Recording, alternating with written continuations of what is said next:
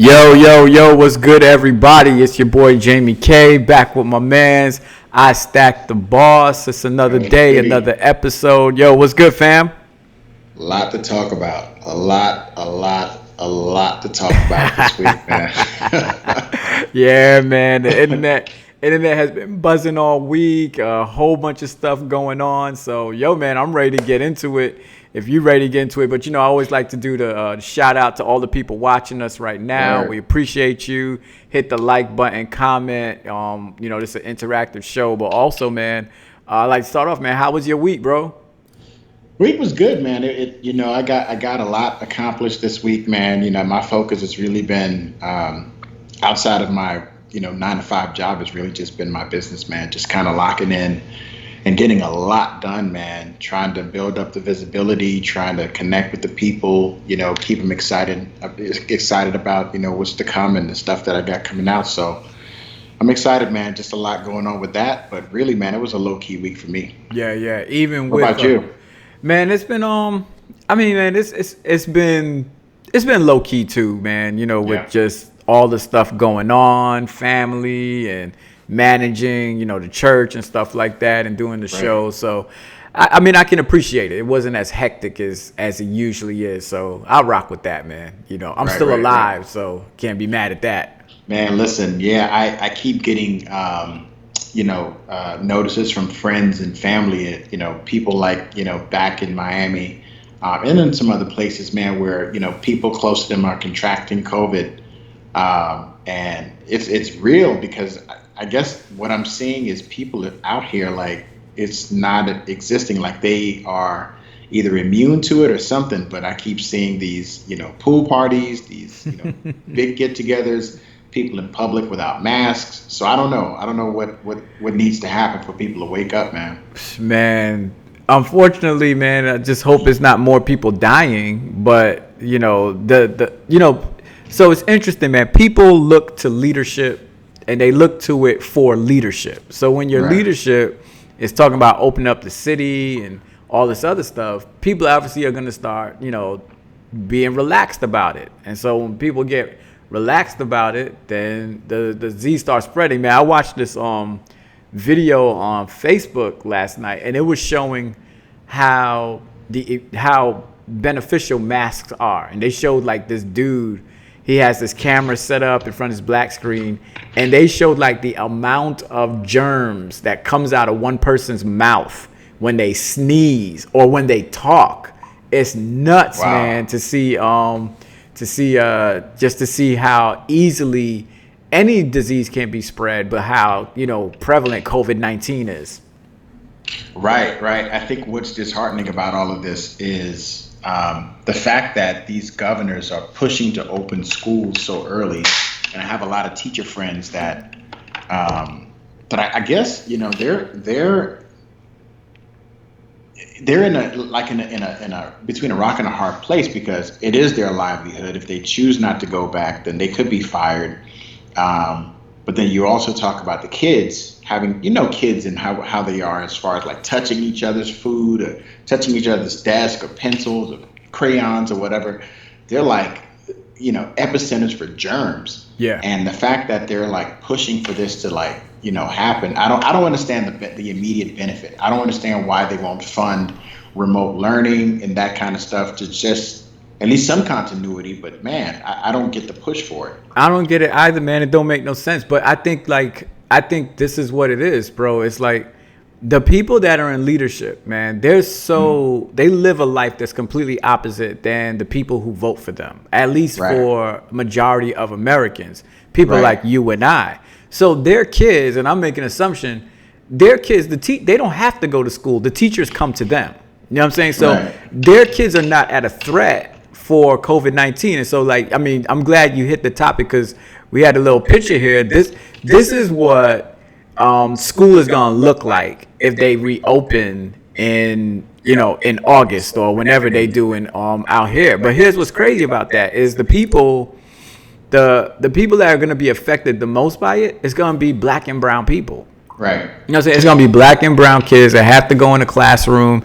And then what's the other thing that's crazy too is this is like, how you expect a 9-year-old, a 7-year-old to sit down in a mask all day? It's not going to happen. First of all, it's not going to happen. Like, I can't keep a mask on for that long. You know what I'm saying? And I'm an adult. I consider myself to be a bit disciplined, right?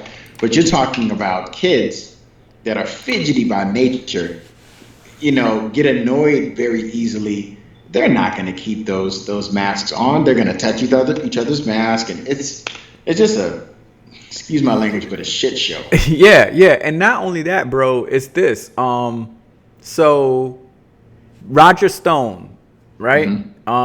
Trump's right-hand man. Trump just commuted him. Basically, he don't got to sit in prison. Right. One of the reasons why he's coming out saying that he doesn't have to sit in prison is because of COVID-19, right?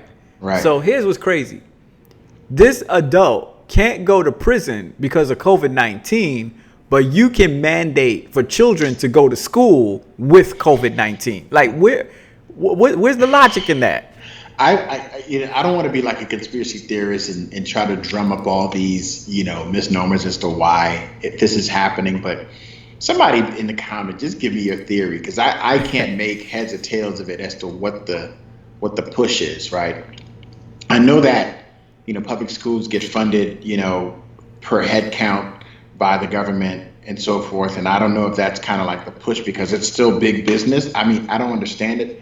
But I guess somebody can kind of school me as to what the real reason is behind this forcing of reopening of schools. Because if I can tell you right now, I sat on an executive meeting just this past week, and we decided that we're not going back into the office until this thing clears up. Yeah. So if businesses are able to operate remotely, then why aren't classrooms? Distance learning isn't a new thing. Right. This has been a phenomenon that's been around forever. So I don't understand what's the incentive for trying to force people back into these physical classrooms.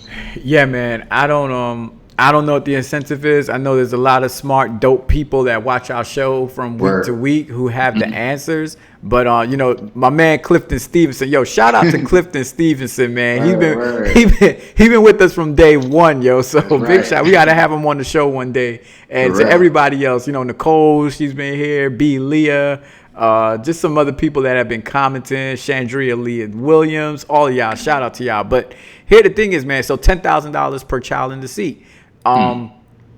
And I know money is always the factor with anything that America does, right? It always boils back to money.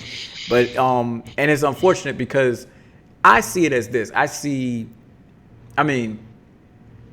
not just all lives are gonna be hurt by this, but definitely black and brown lives absolutely are gonna face this. And the other thing that we're beginning to realize too is that it's not just with this second wave that's hitting.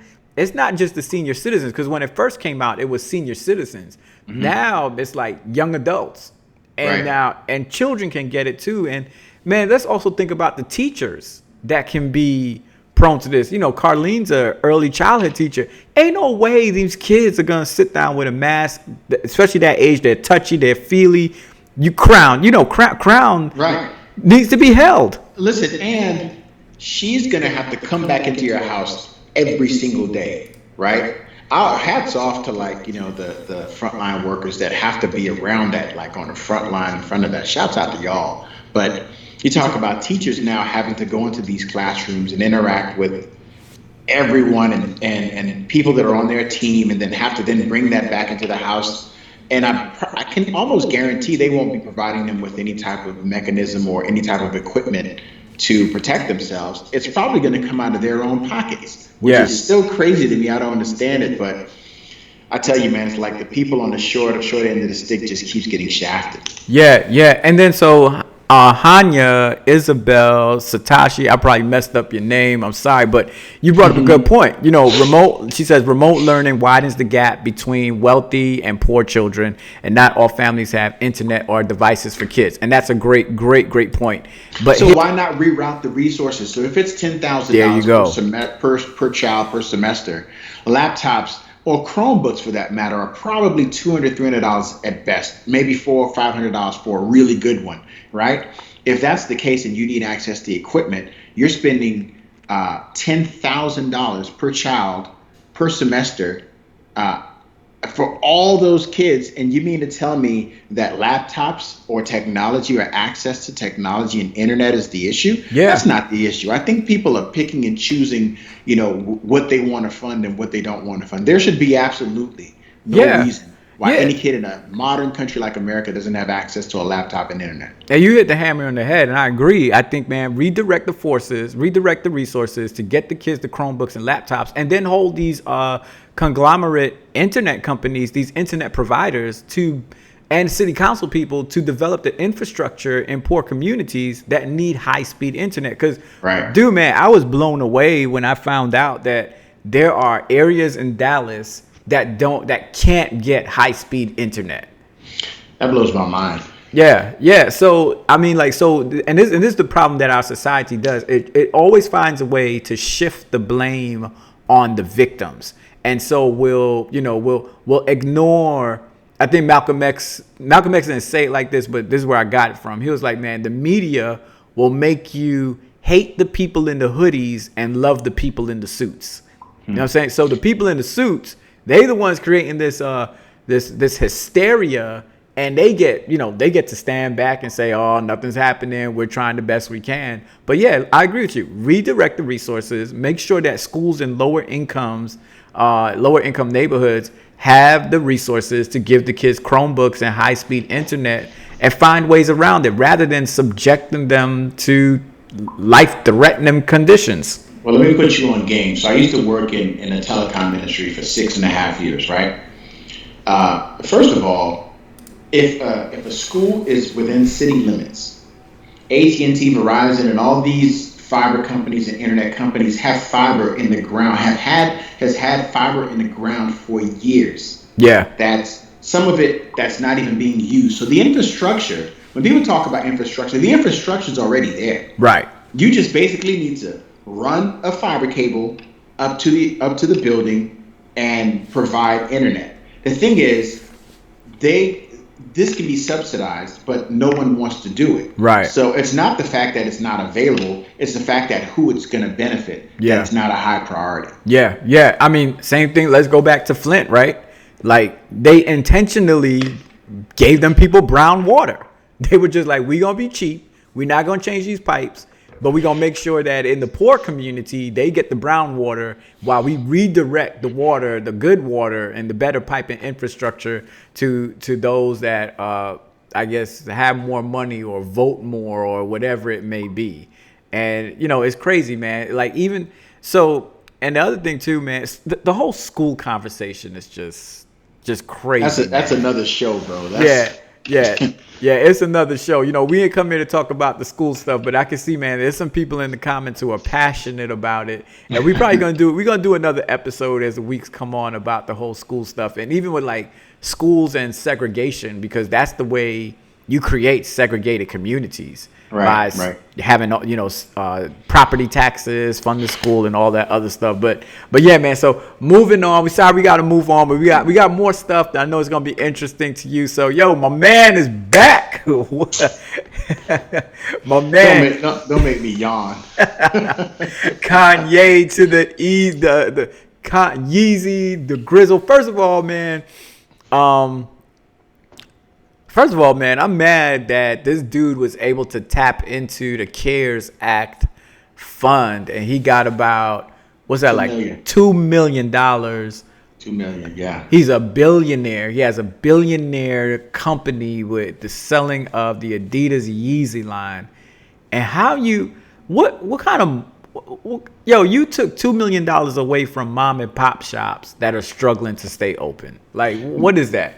There are small business owners, as we speak, getting charged federally because they filed for what the feds determined as, they filed inappropriately, or they weren't supposed to get funds, or they used the funds that they got inappropriately, and they're going to jail or having to pay it back or whatever it is. Yeah. But yet you got these corporations and people like a Kanye that doesn't need it. Yeah. And all those funds that could have been used in this time to reroute to the businesses that actually really needed it. And he's taking advantage of that. though that's the kind of asinine thinking that I don't understand. That no one's willing to like criminalize the fact that Right. he could get that kind of money. Yeah. Somebody needs to be in jail. Yeah. I don't know if it's him, or I don't know if it's supposed to be the people that allowed that money to be routed to him. Somebody gotta pay for that. Yeah, so I'm of the opinion this dude likes to be a clown. Like I think he's attracted to clown-like behavior. Like he just he just gravitates to it. First of all, you talking about you running, and then you talking about you running on the birthday party. Like that's the party you run. Like, bruh, man, stop embarrassing yourself and the people who used to like you or who try to give you like an inch to be like, yo, redeem yourself. You know what I'm saying? It's crazy.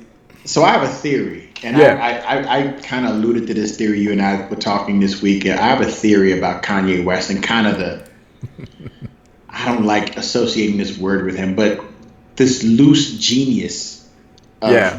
of his thinking and some of the things he's done in preparation for a moment like this. Which, if you're a conspiracy theorist again, you'll try to connect the dots in all sorts of ways, right? What if this whole Sunday service thing that he has going Yeah. was his attempt at bringing in some of the conservative people under the guise of Christian belief? You know what I'm saying? Yeah. First of all, you following a guy that doesn't read, Right. so he doesn't understand biblical principle. Right. He just kind of operates on a whim, and yet he has all these followers. What if all of that was the culmination of what's leading to his actual run because he's building a base around stupidity? Yeah. Yeah. You thought I was gonna use another word? No. No, actually, man, I was about to use that word, right? Because you just pulled it right out of my mouth. I think, man. So I think Kanye West is an opportunist. I think, and I think we've seen that throughout his entire career.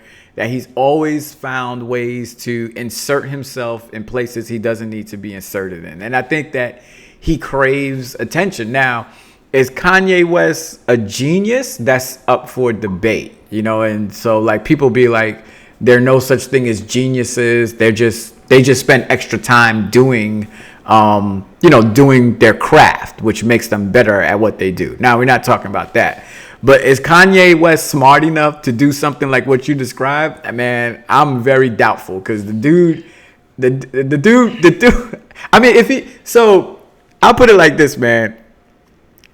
If he did that, then Trump is a genius too, right? Because Trump actually ran a campaign where he was able to change the way Americans think. And I think like his base, like he totally transformed politics. He transformed how we think about science. He transformed like that whole political game where at first we were looking at it like, yo, this dude is never going to win. Then we woke up November 11th and this cat is the president. So, So that's the reason why I'm saying, like, well, what if? I think the biggest mistake people made was that they slept on Trump and they thought, there's no way in hell this guy's gonna, we're not even gonna take him serious. Like through the debates, we're not even gonna take him seriously. Everybody's focused on Hillary, and then boom, you wake up the next morning and then you got people in tears, and that's why if the country is, I'm going to use this word lightly, so don't crucify me. If the country is that stupid to vote for somebody like a Trump, yeah, I think that they're just as stupid to vote for Kanye. Yeah. Because if they're immersed in the entertainment factor of what this is it's gonna be a fiasco. Yeah. Like it's gonna be, if he is truly a narcissist, then this will feed his ego on another level, because whatever celebrity he's at right now is gonna be, even if he loses, right, it's gonna feed that beast that's inside of him. So I think we need to be careful and not discount these guys. I'm not saying support them. I'm just saying, yeah, throw your support behind someone that you really believe in. Yeah, and that's why, like, and so and I agree, and I think that's why it's you can't take anything for granted. And I think Donald Trump's election really changed the game, because prior to that, you only looked at certain individuals to become president if they graduated from a certain school, if they were in politics prior, or, it was like a select group. Man, when Trump won, it just basically was like, yo, anybody could run. You know what I'm saying? So it's like, and so it emboldens a person like Kanye, whom prior to before, I don't think he would have ever considered running, because he, figured maybe I'm not smart enough or gifted enough to do it. But I agree, man. Like, yo, after Trump winning, nothing is predictable. Brexit, what happened in England, that nobody saw that. So it's open, and it could be, if Kanye, hats off to Kanye if that's what he did to try to pull people in. Even though I read some reports, and we're not gonna stay on this too much longer with So there's two things. I read reports on how he wasn't really a Trump supporter. He was never really a Trump supporter, but he just used it to get an audience in front of Trump. Now, if Kanye's an opportunist, I could see him probably trying to do something like that. And I think it was YG or somebody said that, or one of the people, GLC, one of the people in his camp. They were like, yo, he's not a Trump supporter. He just did that to get in front of him and to get certain things pushed. The other thing, too, that we have to consider with Kanye is he is bipolar, and this is another thing that we oftentimes don't talk about is, there are reports saying that people around him are worried because he's not on his medication. And that, one thing with the bipolar disease is that you swing from pendulum to pendulum. Like, there's no middle. And if you observe Kanye, there's like no middle for him. It's one extreme to another extreme. It's either he's going hard for Christianity, or he's going hard in the beats, or he has to go hard on something else. Like, he's never like balanced. He's always, to me, been somebody who's been, ever since he's like left the rock and he's gone on his own, he's just been somebody just who's like real out of whack and all over the place. But you also have to take with a grain of salt. When I hear people from his camp speak, I take it with a grain of salt, because these are the same people that are not calling him out on his bullshit, that are part of the grand performance. Yeah. Like, they have jobs that are tied to this man, and so to speak up or to really speak in contradiction to what he's portraying out there, whatever's the flavor of the month, these people are not saying, yo, let me tell you something, Jamie. If you started wilding out, right, you my bro, right? Yeah. I'm sorry. Like, I'm gonna call you out. I'm not gonna just sit by and watch you self-destruct, because that's the kind of love I have for you. I'm not gonna just let you wild out and look crazy in front of the world. I'm gonna pull your coattail. If it's in private, we're gonna do that at first, and then if you don't change, then it's gonna be public. But I can't really take seriously what these guys are saying, oh, he never really supported Trump. I don't believe that for a minute. I think he was all in. Yeah. I mean, like, and I agree with you. If you my dude, if you my guy, you my girl, whatever, we cool. I expect that of you. That's why you're my friend, to call me out. So, J. Cole made that song False Prophet, and it was basically about, majority of Kanye, and J. Cole was like, yo, he'll never be who he once was, or he just surrounds himself with a bunch of yes men. And it's unfortunate, because I really, like, man, you couldn't tell nobody, man, I was a super Kanye fan. I just thought what he was doing musically was so progressive. And, even like College Dropout was so socially conscious. And what hurts me the most is this cat used black stories, right? Like, that whole album is filled with, like, just the stories of the plight of black people. And then to come out now and to be so bold to be like wearing a MAGA hat, and you've seen what has happened to black people with this campaign.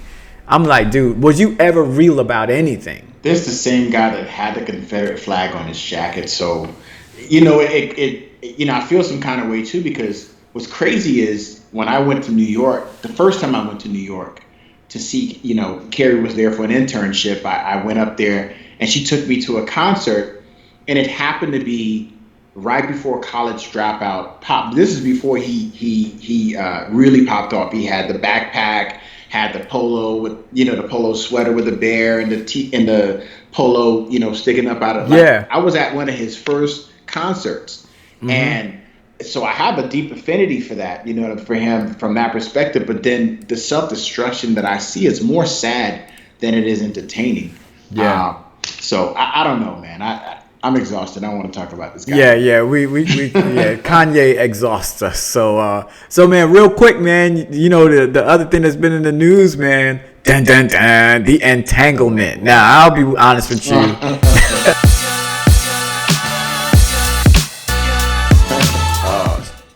Yeah, the entanglement and everything that's been happening with that. So, okay, let me get back here. Am I still muted? Okay, I'm not muted anymore. Can you hear me? I can hear you. Yeah, so I hit the wrong button. But the entanglement, right? So I haven't been following this story with Jada and Will Smith, and it is what it is. But seems like the streets have been interested in it. So, I don't think. I'm curious to hear what you think about, like, the whole setup. Like, I'm curious to hear what your thought is. So, man, just based on the surface of looking out on it, and I'll speak on this. This is what I can talk about. I don't like what the internet is doing to Will Smith. And so I don't know if you've seen the memes, and they're making fun of him. Like, there are no memes about Jada Pinkett, right? And so it's like a whole bunch of the memes I've been seeing are more about, like, his masculinity, him trying to impress Jada, and then she goes out and does. You think that the internet is giving Jada a pass for her transgressions, or is it transgressions? Well, apparently they've been split up, right? And that's what she's saying, that it happened during the time when they split up. I just feel like it's one of these, like, kind of like these things where, and I know I'm gonna get in trouble, where it just seems like it's just like they're the memes. I haven't seen memes about Jada. I haven't seen memes about her walking out. I've just seen, like, the memes about Will and his masculinity, and him, like, basically people saying, like, yo, you couldn't hold down your wife, when there were rumors before where he gave permission for her to do that and all this other stuff. So I'm speaking on something I don't know too much about, but I will say this, that Lola Moore put out a post out there that I thought was interesting, and she basically called Jada a predator, because she was saying that if this young man, August, who I'm sure is about a good 10 or whatever years younger than her, maybe even more, he's probably about good 15 or 20 years younger, probably. Probably, yeah. He's young. He's young, and if he came to you in a moment when he was having issues and he was having problems and whatever mental breakdown he was having, and then to get into a relationship with somebody like that, she was saying, man, that's predatory. Like, that's almost equivalent to a young, so I'm going to do it like this. It's almost equivalent to a young lady coming to me as a pastor for counseling, and then we start building a relationship, and then we get into a little further than that, and she's like 10, 15 years younger than me. Would I be considered a predator? Because it's almost like, as the person in the position of power, I'm supposed to know that, hey, this is where it stops. It shouldn't go any further. We should not be even thinking about going anywhere other than that. How would I be viewed if the tables were flipped? I get what you're saying. I understand what you're saying. So I'll start off by saying this, that it's not the public's responsibility to demonize or to champion either one of them in any way, because we don't really understand the inner workings of their marriage or what kind of construct they have in place, right? I'm not co-signing it. I'm not going to demonize it. I don't know if I would go as far as to say that she's a predator, because when someone comes to you in their most vulnerable state, from what I understand, he was sick, not necessarily just mentally, like he was like physically sick. And during the time when he came, Will and Jada were already having their issues. So you kind of are nurturing someone back to health, or kind of helping this person get access to resources, because their money's long, I'm pretty sure. Yeah. And in the process of spending so much time with someone, and you already got the compoundment of the issues you already have in your home with your existing husband, and you guys are pretty much non-existent, I think that that's a recipe ripe for the emotional ties that come along with that. Yeah. So, yes, I do think she should have said, you know what? All right, I kind of see signs that this is probably progressing, but what if that's what she wanted? Right. What if in her head she thought, like, you know what, this was, because when I watched the interview, it seemed as if they were like a full blown relationship. It wasn't just this physical thing. It sounded like they were in love for real, for real. So I don't know, like, I don't know if I would like necessarily characterize her as the bad person in the situation, but at the same time, on the surface, without all the context, she seems pretty dirty. I'm not gonna front. I mean, but I don't have context. Right. I'm just saying, based on how things were presented, it just looks really bad. But at the same time, they have whatever arrangement they got going on in their marriage, and I've heard speculation for years about, you know, how their whole setup is. So if they can live with it, then that's up to them. But I don't know if I could survive that, man. I'm sorry. Yeah, and honestly, man, like as a dude, yo, like this young cat, you know, swept in and had relations, and I'm not talking about relationship, I'm talking about relations with my wife. That's hard to come back from, but I'm always like wondering, and and I don't want to seem chauvinistic, or I don't want to appear as if I'm, like ignoring the facts at hand. But what if the tables would turn? What if this was Will Smith, a 48-year-old? But it was though. But he has had indiscretions Oh. during marriage. So here's the thing: you just brought up a good point. Like, I think that we demonize women when women do things that men do all the time. All the time. Right. Like, it's not even like uncommon to hear that a man may have stepped out of his relationship or his marriage, and he gets a pass and she forgives him, and then we're always kind of like, well, all right, they worked it out. That's good. Pat on the back, right? Yeah. But then when a woman does it, it's like, how dare you? How could you do such a thing? Yeah. And I'm like, yo, we being kind of, one-sided. And so for that, I can't demonize her, because men do it all the time. And I'm not justifying what she did. I'm just saying that, look, you can't give men a pass all the time, and then at the same time you trying to demonize this woman for something that men do all the time. Yeah.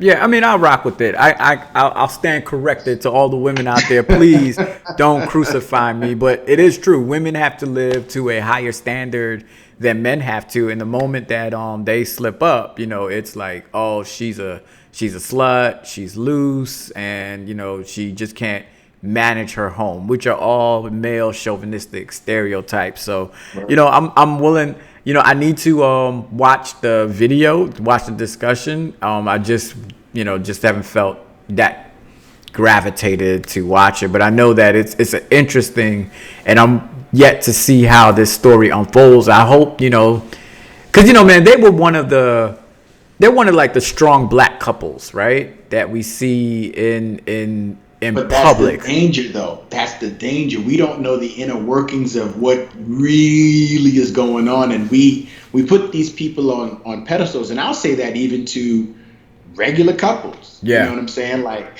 I think that there's a word to be said about, people that you admire just from afar, that you see all the time, and you don't know what it takes to see that image that you see snapshot in time. Yeah. And so you have to be careful about who you admire and who's your example of, what's the epitome of love, right? Yeah. Because you don't know what the heck those people are going through. So that's why I'm always careful. I'm like, I'm not trying to model my relationship after nobody. We got our struggles that we got to fight through, and just like them. Yeah, and it brings me to another point, right? And I was sharing with Carlene is that this is the and I'm glad you brought that up. Mm-hmm. This is why it's so hard to be black in America. right? And I'm using the Will and Jada example, but just as black people, we have to be perfect all the time, yo. Right. Like, there is no room for us to mess up. There's no room for us to fail.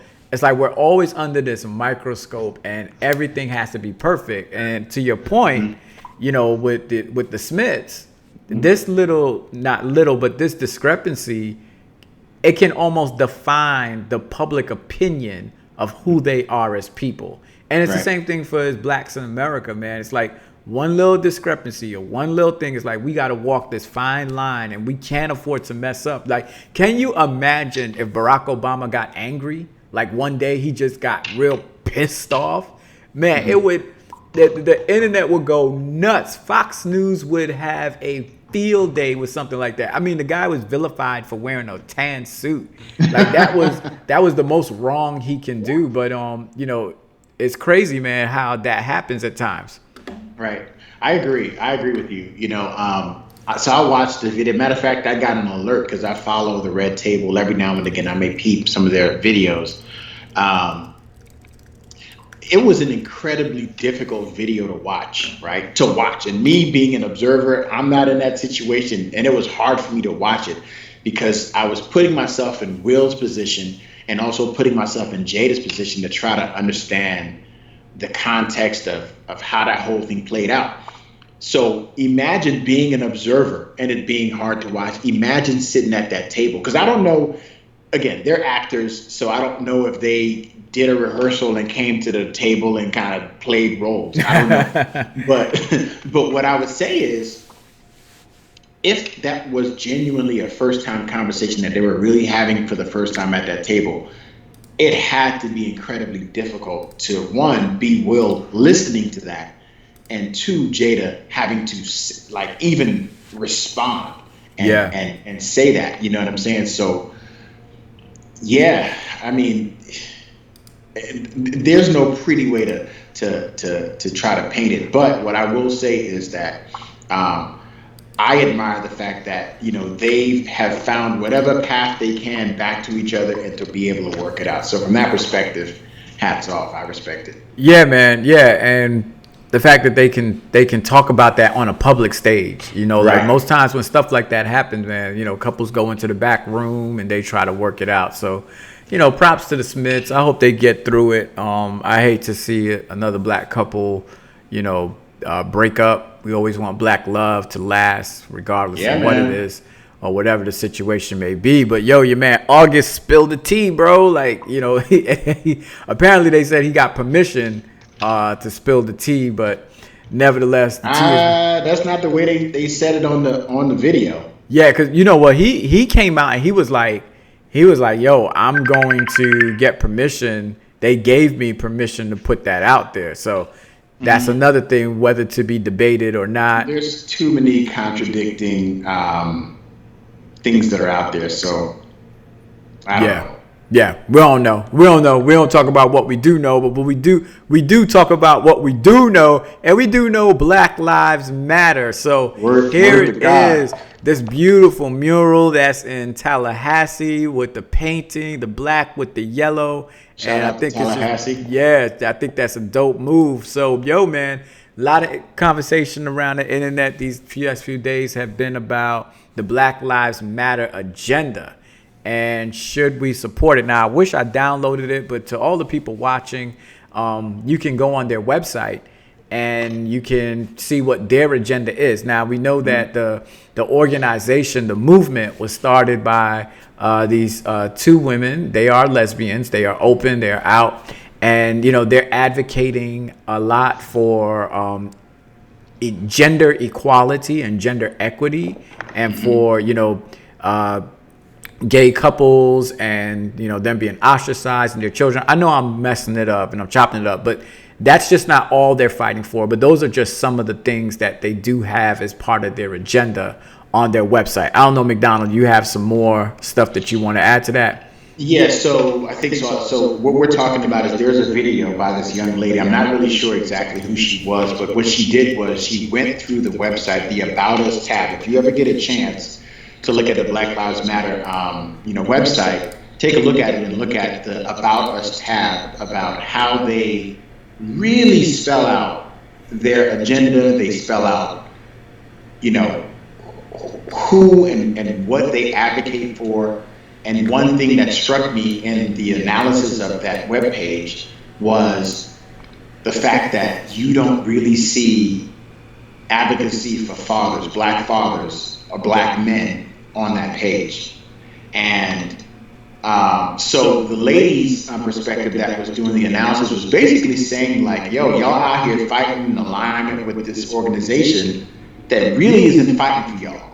They're fighting a completely different fight, but we're operating under the guise that they are, in alignment with, black bodies being, broken and killed by police, police brutality on black men and women. But there's no mention of men in terms of those scenarios on the site. So I think the question that we probably need to ask or answer is, could you be in alignment with an organization that doesn't necessarily tout or specifically, promotes the agendas that are most important to you? What if they only push one of those items, but everything else that they're advocating for is not in alignment with what you believe?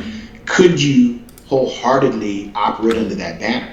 Yeah, I would argue and say yes. I think that you can align yourself with an organization even if you don't agree with everything that they're fighting for, because for me it's the principle of Black lives that has me in support of it. Now, there are other things that I align myself with that I don't necessarily agree with all of the outcomes that they may be fighting for. For example, I will be glad to work with Muslims if their mosques are being bombed and they need to build another mosque, because I believe in America the freedom of religion, and I believe that everybody should have their right to express that. Now, do I practice the tenets of Islam? Do I, pray to Muhammad and all that stuff? Absolutely not.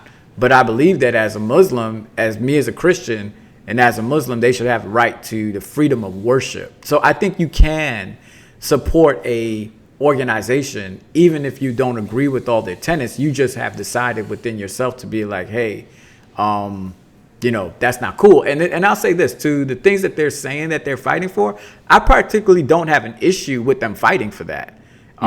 That's within their right, so I just agree with you that I think that it can be more inclusive of Black fathers, of seeing the restoration of husband and wife and families and things like that, while they're fighting for the other thing too. But that's the thing. It's almost like there is a blatant advocacy to almost do away. So here's where I'm going with that. Yeah. I feel like there are organizations and there are powers that be in the background that, and this is going to sound real conspiracy theory-ish, but that really focus on pulling the Black man out of the home. Yeah. Right? I'm not saying that as a child you can't eventually become successful if you don't have your father in the house or at home with you or in your life, but there's a greater likelihood of success in your life when he is present. Yeah. But there just seems to be this underhanded attempt to pull that construct apart, to make it seem like if you're advocating for that construct, then you're against, if a kid ends up in a home where there are two women or two men or transgender or whatever. There has to be a conversation about that, because I feel like you can't just sweep that under the rug, because if ultimately the goal is to remove the Black man from society, whether it be in the form of death by the hand of police, being put in jail, not necessarily getting, the jobs that we really need in order to provide for our families, and all these different things that keep happening, there has to be some kind of discussion about this. So I'm wondering if the premise, or if the main agenda item of what they're trying to get accomplished is in total contradiction to that, how could you knowingly, and I'm not saying that I wouldn't, I'm just asking, like, how could you knowingly support that? Yeah, yeah. So the whole Black Lives Matter movement has been so fluid, right? So it's Right. almost like this is like a new eye opener to a lot of people because Black Lives Matter is so different in every state. It's like you'll have a Black Lives Matter movement in Dallas and you'll have one in New York, and they're fighting for different things. And I think the ladies that started the organization wanted it that way. So it's almost like, you know, are all Black Lives Matter movements on the same ticket or the same agenda? Which I don't think so. I just, and it's interesting because you're wondering, like, I think everybody has a different idea of what Black Lives Matter means, and how that interpretation is, and not really thinking about the broader picture of the money's raised. So like Hugh Porter brought up a good conversation, right? Good point. I've never donated to Black Lives Matter. Right. And I didn't even know that they were collecting donations. I don't even know if they're a nonprofit organization or what their 501c3 status is. Mm-hmm. But I can see how somebody can have issues with donating to the organization if that's what their core beliefs are. Mm-hmm. And funding it. So if you gave money to it, you probably gonna be looking at it like, yo, hold up. Where's the Father in all of this? Where is that? And maybe the Father is in there. They just have it not. It's not as explicit.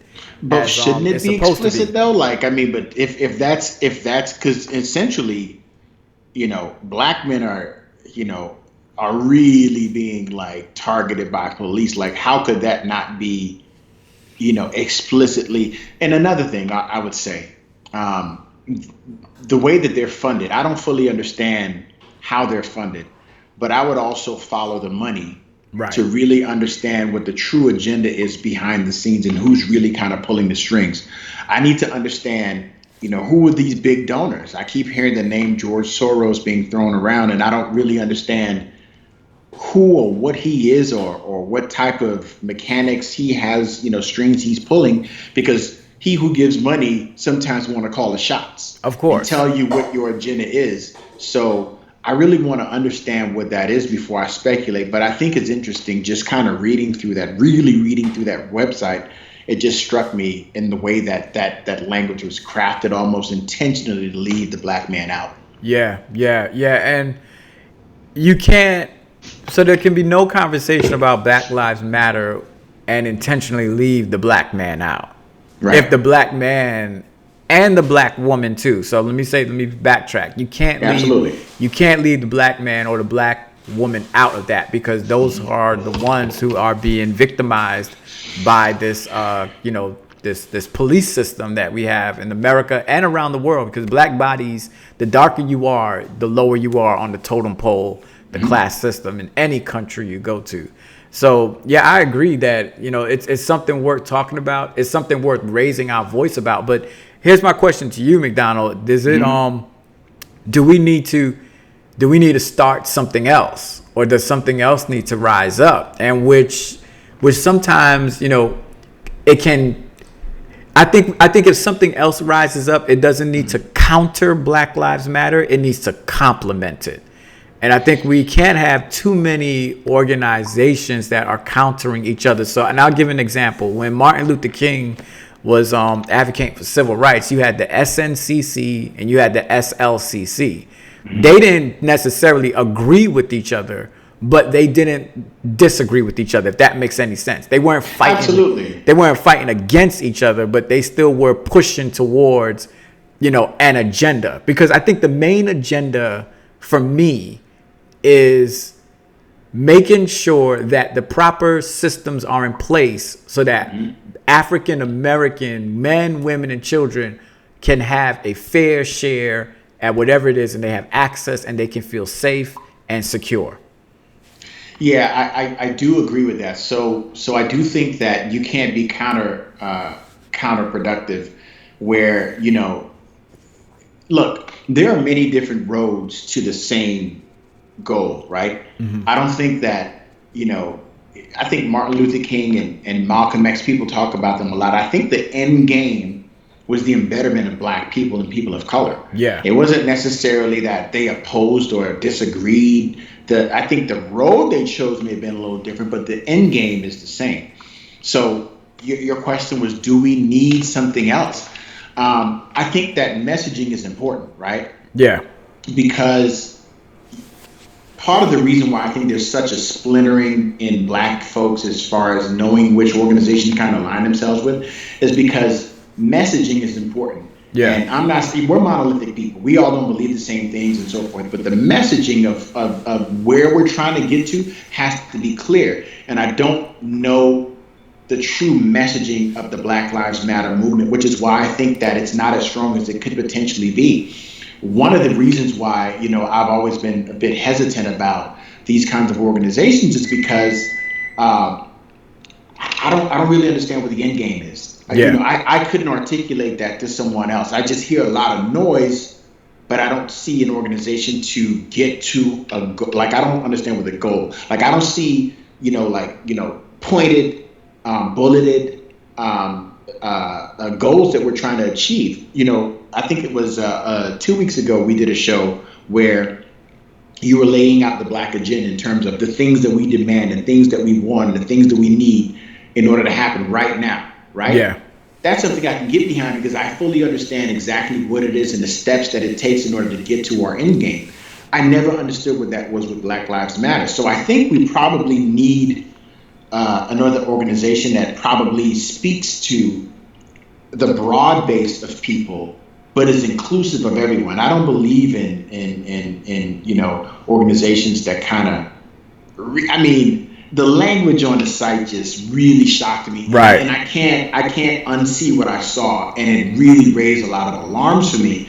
So I think the messaging maybe is what kind of threw me off, and maybe they do have a righteous cause, but maybe we need something else. Maybe that's not the organization, and maybe we don't necessarily counteract it, but maybe find another route to get to the same destination. Yeah. So shout out to Hurt Porter, man, for bringing up a point. Yes, the SNCC and SLCC did fight against each other. They did disagree, but I also think that they also agreed to the fact that, you go your way, we'll go our way, but do what you need to do. And I think that's what I'm trying to get to. The point is, we do need multiple organizations. I think because, as you said, Black people aren't monolithic, and we don't all necessarily agree on the same things, but there are some things that we do touch on that are the same. So it's like, I always go back to my work with interfaith communities, Muslims, Jews, Baptists, I'm an Adventist, we all in the same room.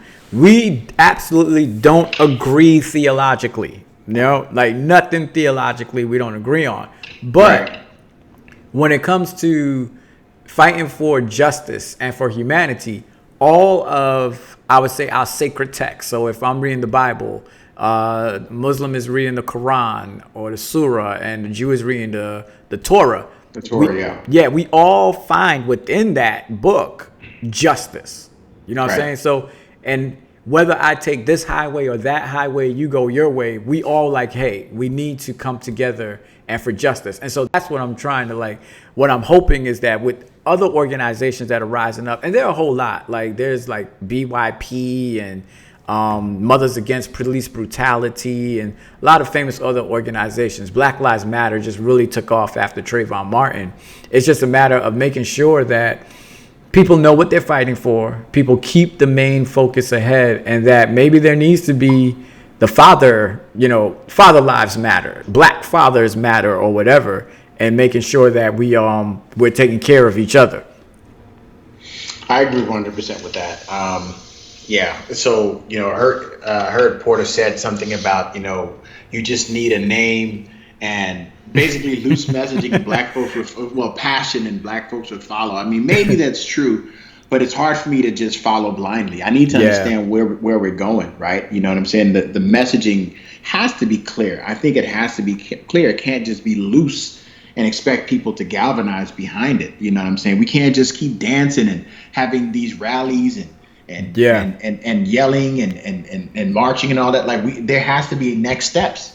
What Yeah. exactly are we trying to get accomplished? And that's the part that I think we need to formalize. Yeah, yeah, and that's the part I think, as a people, we've just been like looking for who is that moral leader, for blacks, or who is that moral leader that goes to the White House and speaks, or goes to Congress and speaks and says this is XYZ. A lot of people don't know about Martin Luther King's beloved community, and he kind of like had a blueprint of the things that we wanted to see for blacks in America towards the end of his life. And, as he began to shift in his thinking, but I mean, beloved community was always something that he had.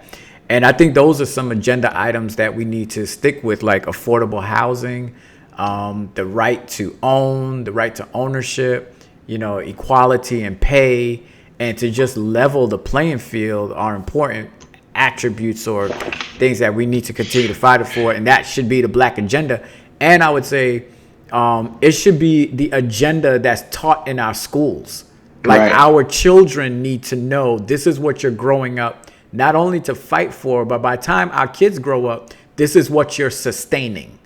I'll take it even a step further. I think that we need to have those discussions in our homes so they know, if the teacher teaches something that's contrary to that, because if you're relying on the school system to teach your kids about, what the black agenda should be or which direction they should go in order to ultimately, go into the fields that, can affect change and so forth. I think that we need to probably have a hand in that at home in order to teach that. One thing I will say, though, you brought up a good point about having a leader. We have done a really great job at demonizing anyone that interacts with the Trump White House in terms of whether they're fighting for, social justice, whether they're fighting for incarceration to be, the rules around that to be changed. So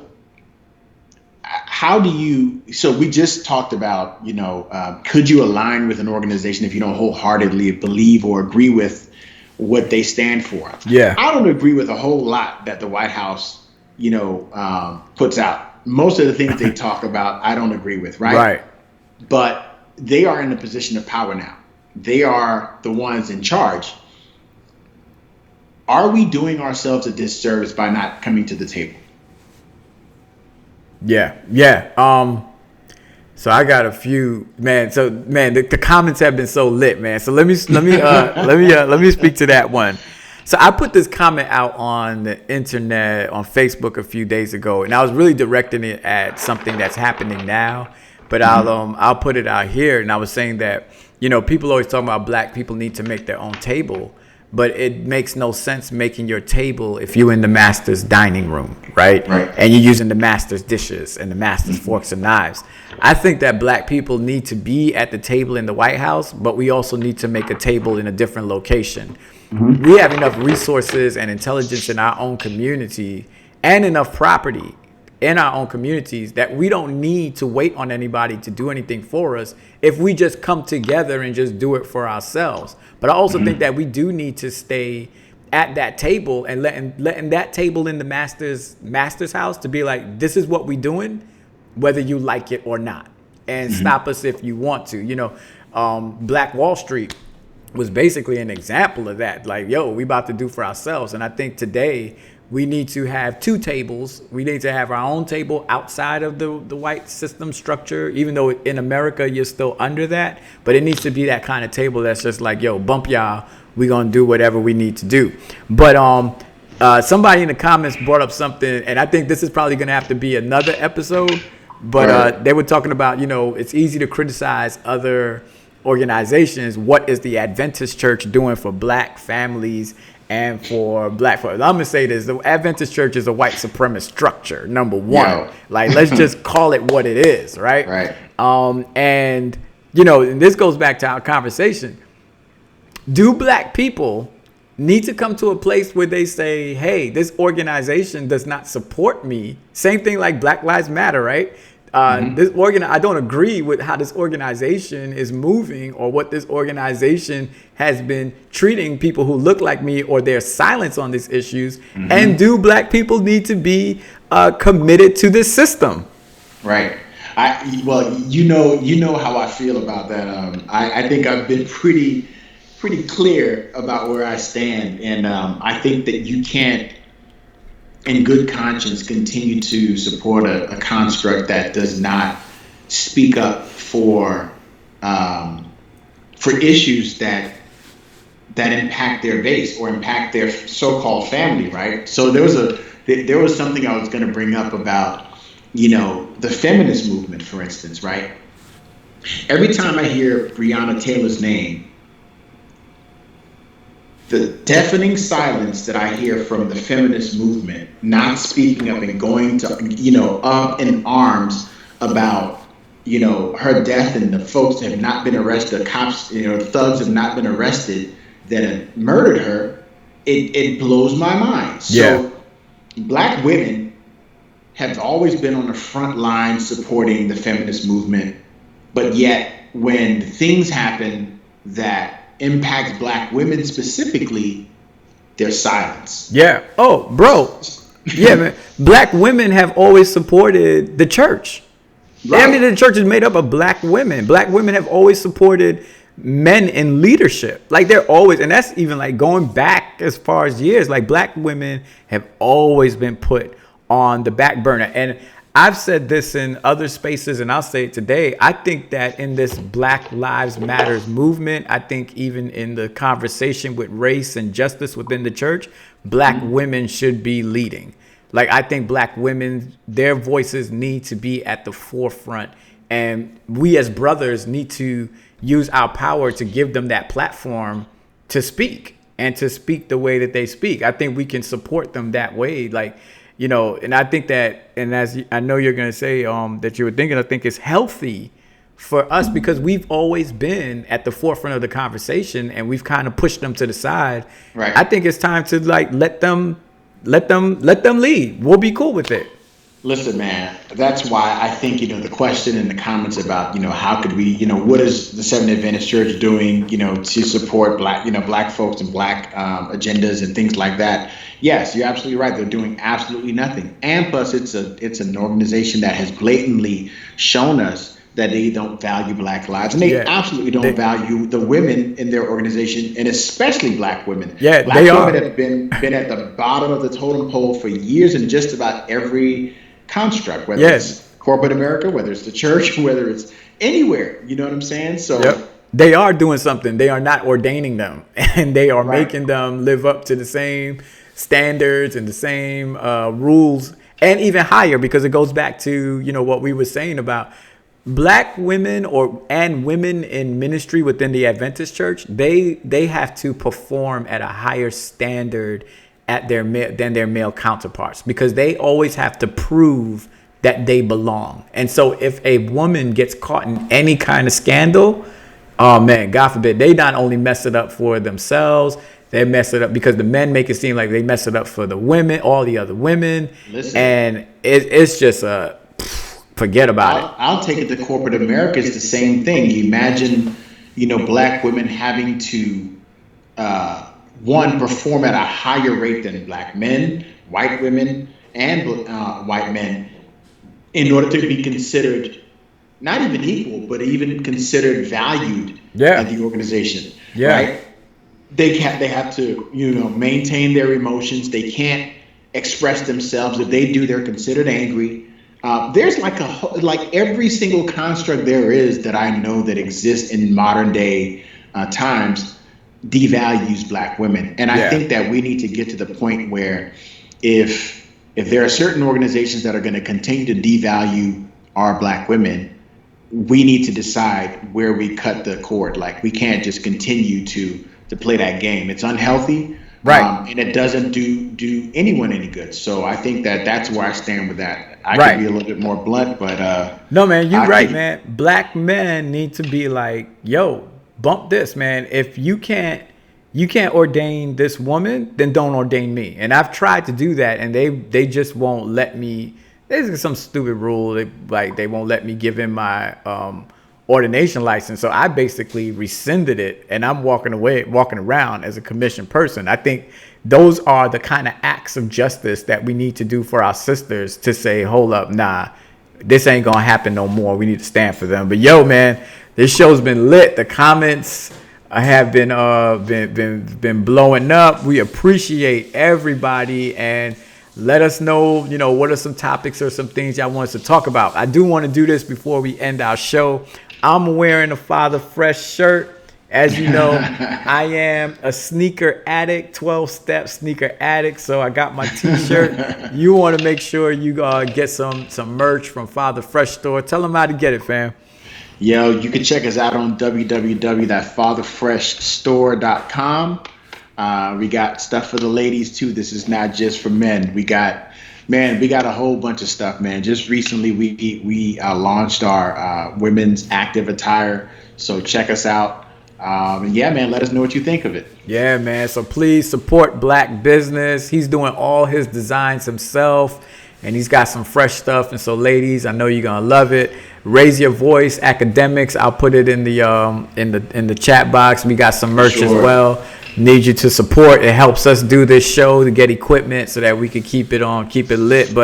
And it's a 501c3 nonprofit, so you could always get your tax deductible on that as well. But yo, man, it's been real. We're gonna be back at the same time, same place. Please leave the comments, like, share, subscribe. Go over to the YouTube channel, find it there, and share it with your folks. But we appreciate all of you, Black people, all people. Word. Y'all are beautiful, y'all are wonderful, and this is two really dope dudes, and we are out. Word. Peace.